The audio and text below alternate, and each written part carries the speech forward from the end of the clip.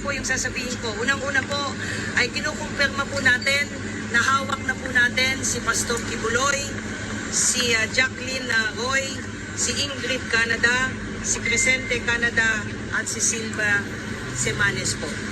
Nakuha po natin yung custody po nila around 5:30 this afternoon at mga bandang 6:30 po ay nilipad po natin sila mula po sa Davao at papunta po dito sa Villamor po tayo lumabas.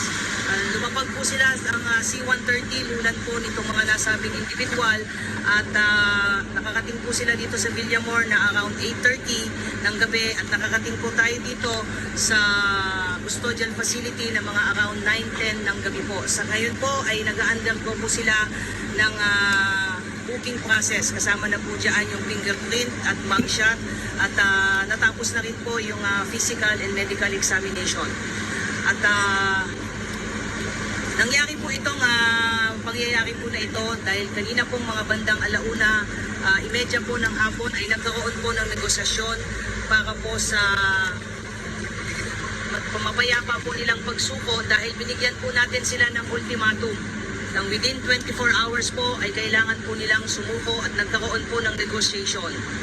So ito po ay joint efforts po ng PNP and AFP. Ang sa loob po ba na